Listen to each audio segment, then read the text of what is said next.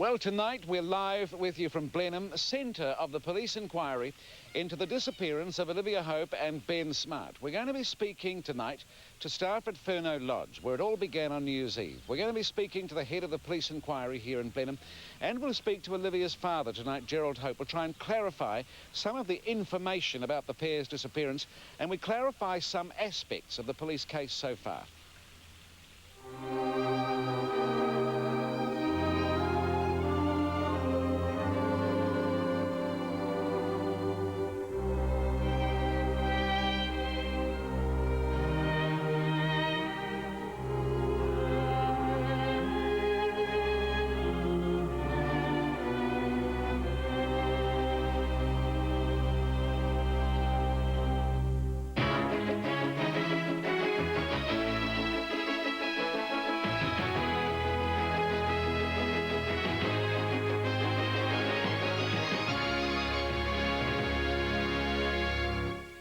Good evening tonight from Blenheim. They disappeared early on the morning of January 1st. After a big New Year's party at Furneaux Lodge in the Marlborough Sounds, Ben Smart, 21 years old, and Olivia Hope, 17. Olivia just about to head off for her first year at Otago University to study music and law, and Ben, who had trained as a civil engineer. The case, of course, has captured the public imagination. It's captured also massive police resources. And what's so astounding about the case is the way the two have so clearly, so strangely disappeared, and the hunt goes on. Well, first tonight, the focal point of that police investigation will take you to Endeavour Inlet and Furneaux Lodge, where the New Year's Eve party raged. It's an annual event, the biggest party in the Sounds, it's boasted. Endeavour Inlet in Queen Charlotte Sound. Below us, the beautiful waters of Queen Charlotte Sound. And at the head of the inlet, just back from the beach, you can see Furneaux Lodge, surrounded by its chalets. And this was the scene of the big New Year's bash from where Olivia Hope and Ben Smart disappeared. And here at this idyllic Furneaux Lodge, Olivia Hope and Ben Smart, having arrived independently sometime during the evening of New Year's Eve, met up again. All right, tell us about New Year's Eve now. So you had roughly how many people here? Around about 2,000. 2,000 people all around here? Yeah. And they came, what, from near and far? Definitely near and far. Locals, people we knew, we were able to say hello, hi, how are you? People we didn't know, that was fine. So the party's going on inside and the party's going on outside as well? That's right. Right through the grounds, Brian? Yep. I see we're only about 50 metres from the shore itself, very calm sort of water. Can you describe that scene for us that night? I mean, I imagine it was a sea of boats, was it? It was a sea of boats. I came out with my video camera at 7:30 and took a video of this area here and also down walking through and of the boats. There were a lot of boats. I couldn't even count them at that stage. Roughly how many do you think, Brian? I reckon between 150, 180 odd boats, I would think. You had the place lit up in a festive manner? Yes, Yep. we did. Everything was well lit up, yeah. We're very careful with security in that situation too, because we know that things can happen that shouldn't. So we have at least 12 security men that we bring in. They're a group of men from Christchurch and ladies, and they are walking around all the time just making sure that everyone's behaving and nothing's happening. The water taxi. We've heard a lot of talk about the water taxi driver. Is this a person who runs a small boat around the Sounds, or was this another kind of arrangement entirely? For our part, we had 4 boats working that night. So you were simply providing transport ashore, And then back to transport their back to boats. the boat. So when we say that Ben and Olivia took a water taxi, we mean one of those boats? Yep. Yes, And they were last seen on one driven by Guy Wallace, that's right. who's a local man. Yes, and was working here in the bar with us that night and had been working for some weeks with us as a barman. And he's very upset, I believe. Very upset. I don't think he's really coping very well at all. Ros, Yes. you were working on the bar that night. I was. Busy night. Very busy night. You've told the police about one particular person you noticed that night. I did. Tell me about this person. He was just in the corner of Reggie's corner. And He was in Reggie's corner. Yep. That in itself, I understand, is unusual. That is unusual. Reggie sits there all the time. Where was Reggie? And somewhere else in the bar at the time. But why did you notice him? He was just strange looking. He gave me a strange feeling, really. Didn't like him at all. He gave you the creeps? Yes, did. And there was some suggestion made that there was a fellow going around hitting on women. Was that this fellow? But there were probably several guys Well, that of course. night, but he was doing that, yeah. You've given the police an identikit picture of this fellow, Yes, I did. but of course he may have had nothing to do with... That's right, he may not have done. with the disappearance. Right. And then Rachel, you were down on the wharf Yep. working the radio. Yep. You saw Olivia leave. When I saw Olivia, she was with a group of about 4 guys. So Ben could have been one of those. He could have, yep. Yeah. And then Don, you were one of the courtesy boat, one of the so-called water taxi drivers. Yes. So you were working out there all night? Yep. And you saw catches. At least 4 or 5 catches here in the bay, and the police have got descriptions of those catches. So you know your boats? I would think so. You know there were catches? Yes. So why don't the catches pop up in the photograph the police have of the boats that night? Well, the problem is when the photographs were taken, one lot was taken just before or early or later on in the evening. Yeah. And the other photograph was taken in the early hours of the morning. Right. And a lot of the boats had actually left. You know Guy Wallace? Yes. But if Guy Wallace says he took them to a catch, Yep. what do you say to that? I believe that they were put onto a catch. But what happened after that is, I don't know. I didn't see what happened after that. Very early on the morning of the 1st of January, it's still very dark, Ben and Olivia leave the party and make their way onto this wharf, this long jetty. And they accept a lift in a friend's runabout out to the Tamarack, on which Olivia had arrived at Endeavour Inlet. On board the Tamarack, things are not satisfactory. Ben and Olivia decide that they'll come back on shore. They summon a water taxi, their intention to come back to shore. On board the water taxi now are Ben and Olivia, the water taxi driver Guy Wallace, another young couple, and a mystery man. The mystery man, it is alleged, offers them accommodation on his boat. Ben and Olivia accept that offer. The water taxi takes them to the mystery man's boat. They climb on board the deck, and that is the last time they are seen. But then we have the extra complication of Ted and Yvonne Walsh. Now you're a charter operator, Ted. Yes, we are, yeah. During the course of your operations that night, you noticed a catch, a distinctive catch. Very distinctive, yeah. Now, in what way very distinctive? Probably the most distinctive thing about it was all the ropes that were hanging off it. So the catch you're talking about is where? Not quite as far as that little boat you can see in the distance, but right outside all the other boats. Then on January 2nd, you're out on the water again and you see what? Just heading out to sea, this distinctive looking boat again. Once again, all the rope stands out. What did you see on board in terms of who did you see on board? You search your mind for things that you see, and you try not to get it wrong, but it is a picture in my mind, and it's stuck there, and it's still there. And there was a woman and a guy sitting in the back of this thing, right in the cockpit at the back. Young people? Young people. And another chap walking around about the middle of the ship, bending down, picking up ropes. If there was anything unusual about it, was that he never took his eyes off us as he went past. The bloke doing the ropes? Yeah.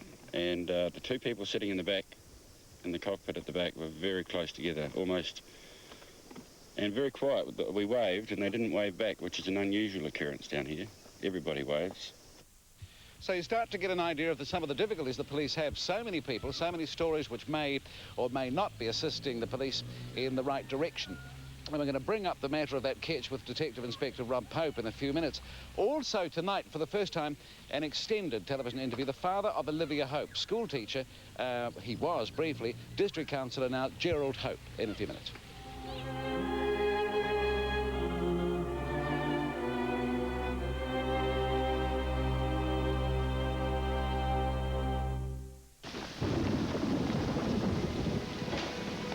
Hi, table for 2?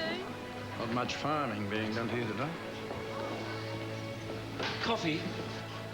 Yeah. Yeah, why not? Espresso? Bless you, dear. Looks familiar. It's ours. I'm not surprised. The taste's not that much different up here, you know.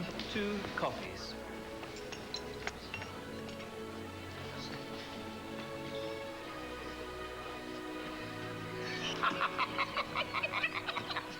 It's mutton you're on. I might have a couple. There's no mistaking the taste of pure, natural mainland butter. It's 98 and time to celebrate with ITM. Save on Wattle Solar Guard Plus. 10 litres, $109. 4 litres, $49.95. Save on the Makita Angle Grinder, only $129. Plus a free diamond blade worth $59 with ITM. Briscoe's buyers goofed. We goofed. They overstocked. We overstocked. They're in trouble. We're in trouble. So thanks to us. These fantastic savings go to you. Lifesaver smoke alarms $9.99. Up to 50% off these sports bags and backpacks from $9. Three-piece non-stick fry pan sets are under half price, $12. And these stainless steel flasks, $18. The stock must go. In Sunday. Briscoe's can never buy better. To restore your deck's appearance to near new, you need Thompson's Deck Scrub. Then just add a coat of one of Thompson's proven waterproofing products and relax. Thompson's, house maintenance made easy. Magic! It's the National Heart Foundation's Golden Summer Lottery. You could win a Lockwood home in the Bay of Islands, a trip for two to London, a holiday in Queenstown, plus a new Nissan as a bonus prize. Call now for full details and your tickets. I got the world on a string, sitting on a rainbow. Got that string around my finger. What a world. Man, this is the life. Hey now, I'm so in love.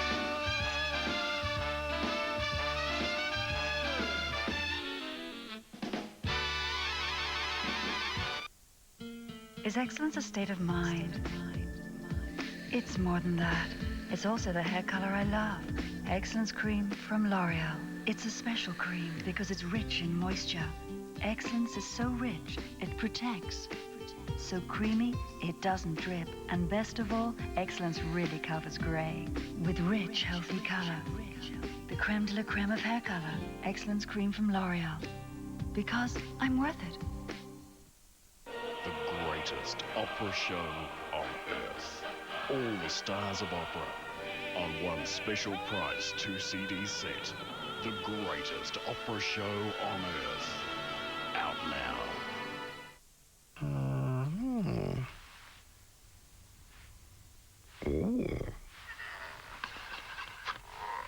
Well, that's it. Remember, February 7 for end-of-year payments. Well, the police inquiries are massive, trying to interview as many as they can of the 2,000-odd people identified as being at that party at Endeavour Inlet on New Year's Eve. The search has spread right around the country. People are being spoken to right around the country, so it's a dogged, daunting and painstaking task. But still, the questions remain about police attitudes towards the evidence of this particular catch, particularly, I guess, the evidence of Ted and Yvonne Walsh and others who saw what they claim was a distinctive and memorable catch. And in the case of the Walshes, not once, they say, but several times, both during the day, before it got dark on New Year's Eve, and then after night fell on New Year's Eve. The head of the inquiry, Detective Inspector Rob Hope. So have the police ruled out that Ben and Olivia were taken to a catch like the one described by Ted Walsh? I think that's too early for us to say. What we have done over the last few weeks is developed a very comprehensive appreciation of all of the boats in the Endeavour Inlet. We have now satisfied ourselves that we have identified every boat that was there on the New Year's Eve period. Is it possible trouble befell Olivia and Ben on a catch? I don't think I can be drawn on that. What we do know is that they got onto a boat at the Endeavour Inlet, and that is the last we have seen of them. But that could be a catch. It appears unlikely from our own independent inquiries, our assessment of a number of the witnesses who have told us they have seen catches. It appears unlikely that they, in fact, have got onto a catch as described by some of the witnesses. So, are you telling me that you are dismissing the evidence of Ted Walsh about that very distinctive catch? He says he saw that catch some 15 times that night. He says he saw it before it got dark at 9 o'clock.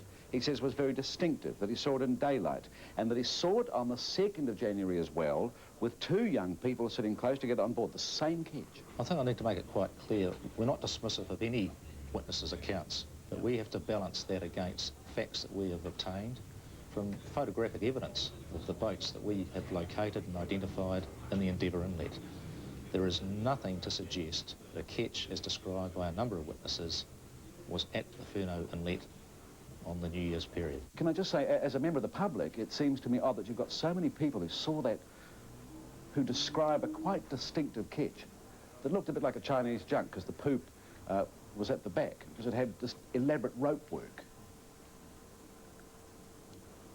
No such ketch.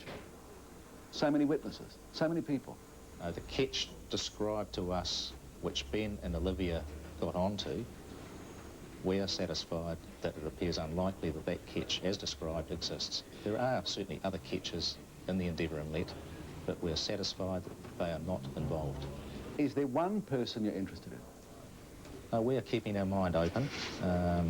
We need to. Have you spoken to everybody on that water taxi, on that courtesy boat? We've spoken to 5 people, and clearly the person we've yet to locate is the mystery man. You've not spoken to the mystery man? No. Do you know who the mystery man is? No. You're quoted, I think, as saying you don't believe Olivia and Ben have left the Sounds. Is that correct? Our assessment to date indicates that it is unlikely that they would have left the Sounds. Is it still a missing person inquiry, or is it a homicide inquiry? It is a missing persons inquiry, but it would be churlish for me to say that we don't have grave concerns for their safety or whereabouts. We need to know what's happened to them, need to know why they've disappeared, we need to know how they've disappeared. Do you believe they are alive? I think we need to have grave concerns for their safety. Would you say that you are satisfied that the inquiry is proceeding well? I'm very satisfied. We've got an extremely dedicated team of detectives working long hours and making significant inroads into the large amount of inquiry work that's required. Are you going to get your man? We are still continuing our inquiries. Until we've spoken to our witnesses, until we've completed all of our general inquiries, I can't be drawn into saying why it is or how it is that Ben and Olivia have disappeared. Rob Pope, Detective Inspector Rob Pope. Now, senior police, Rob Pope and the senior police involved in the inquiry believe both Guy Wallace and Ted Walsh and Yvonne Wallace saw this ketch. This is a ketch called Alliance. You can see the blue stripe, you can see the 2 masts, you can see quite a bit of rope work, and you can see that construction. I think we could see it certainly at the back of the stern. Is this perhaps the yacht Ted Walsh saw and Guy Wallace saw? The police tend to think that it is. Conversely, in fairness to Ted Walsh, he says he knows the Alliance. The ketch he saw was not Alliance. On the matter of the police and the inquiry, the police want to thank the people of Marlborough who have come forward. They want to thank the volunteers. They want to thank the people who have lent private boats and lent their support and assisted in the search. This community certainly rallied behind the police in this inquiry. Next on the programme, one of the people most affected by the disappearance of these 2 young people. He's agreed to be with us on the programme tonight. He's Olivia's father, Gerald Hope, and I'm going to be talking to Gerald Hope in just a few minutes, live from Blenheim.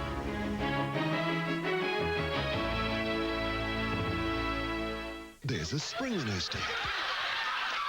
Has she been singing? There's a gleam in her eye.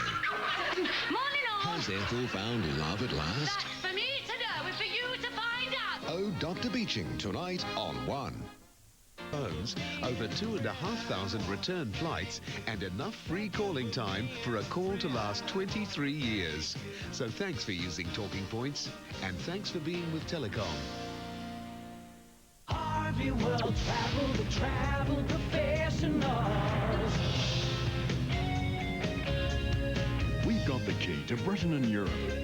Enjoy big savings. Take off to London or one of 21 European cities from as little as $2,499 with 2 stopovers each way. Plus get 14 days UK car hire free. And don't forget to ask about Qantas frequent flyer membership. Take off now. Phone 0800 Harvey.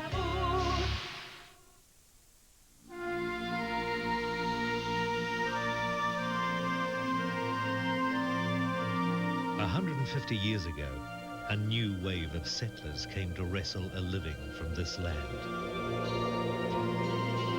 Adaptability, courage, endurance, strength. These were the qualities needed to survive in this stunning but often harsh region.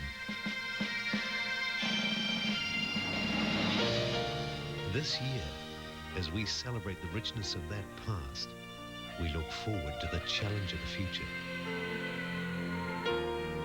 A challenge which we will meet in a land of rugged beauty, in a home we call Otago.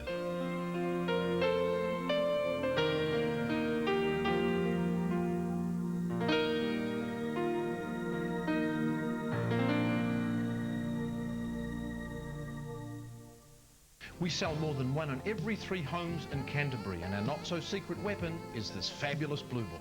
With over 800 new offerings, it's out now at BP stations, BNZ, Countrywide Bank, or Harcourt's offices, or simply call 0800 Blue Book. What makes Hanmer Springs Thermal Reserve a total experience? It's relaxing, satisfying, steamy, cool, pumping, invigorating. Hanmer Springs Thermal Reserve. It's a total experience. You fill up my The unmistakable voice of John Denver. The Rocky Mountain Collection. 39 inspirational songs. Rocky Mountain High. John Denver, The Rocky Mountain Collection.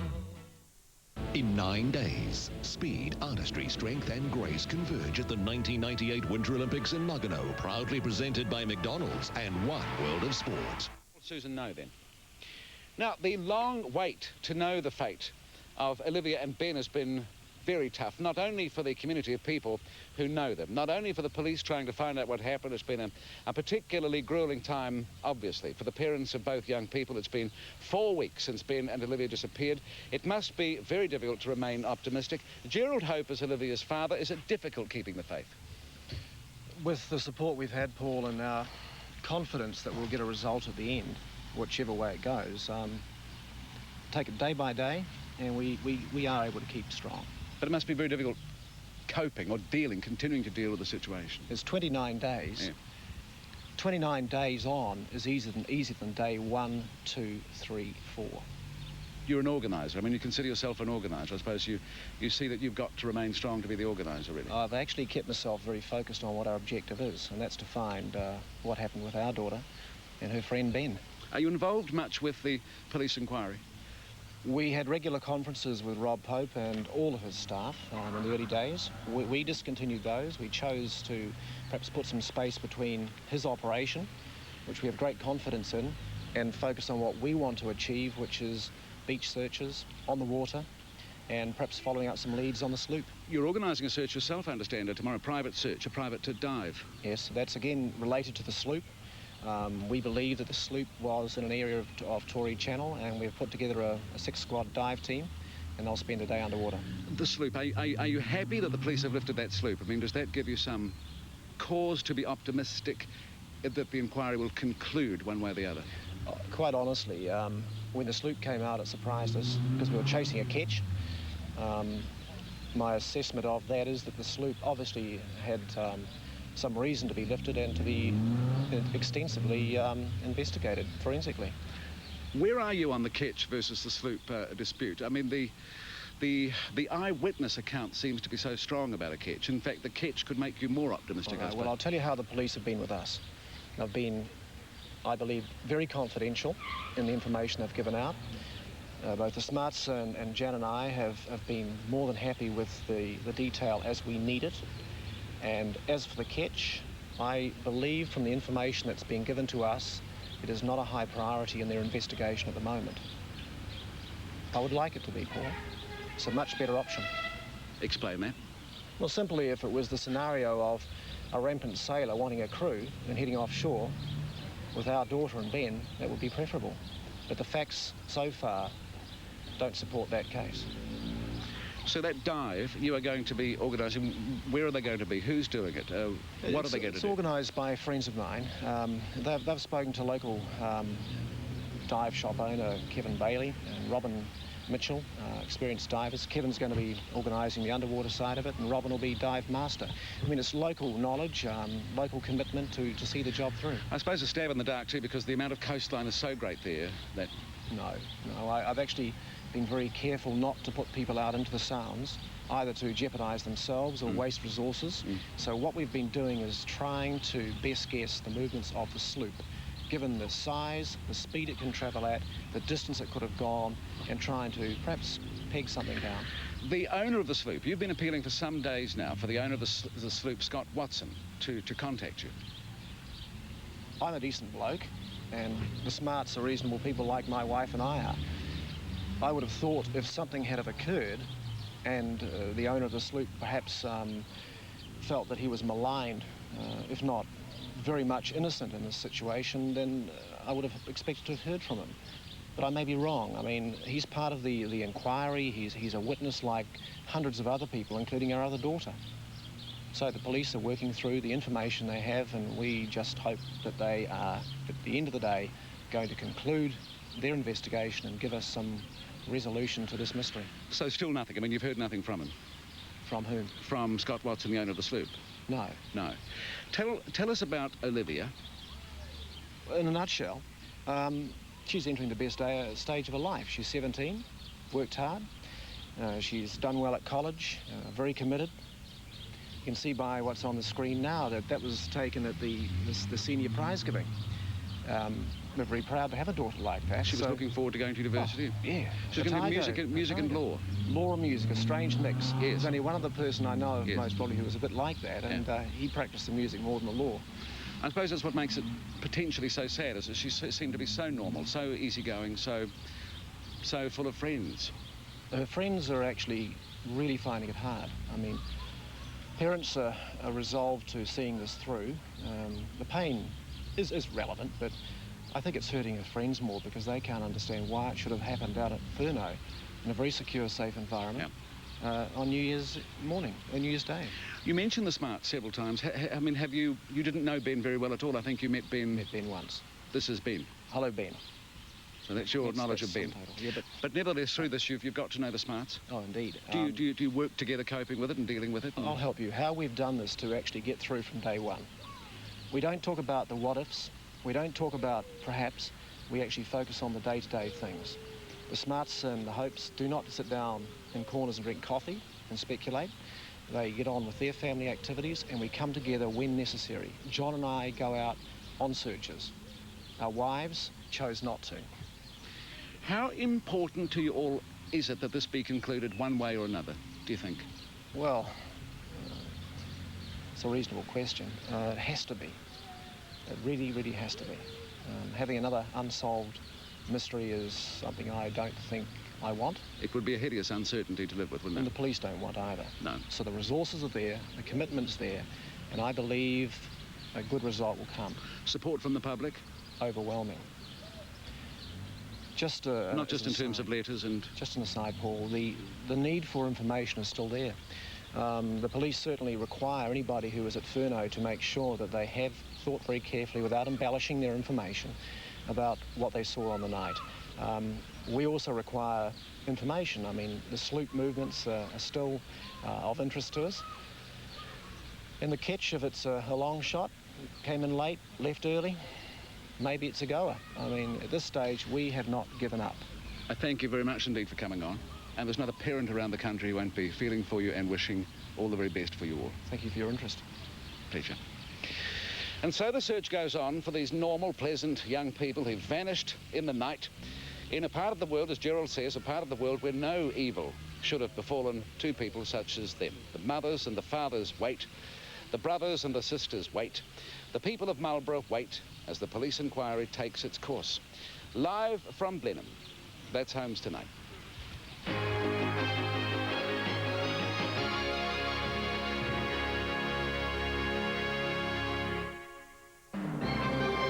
ASB Bank, your future bank.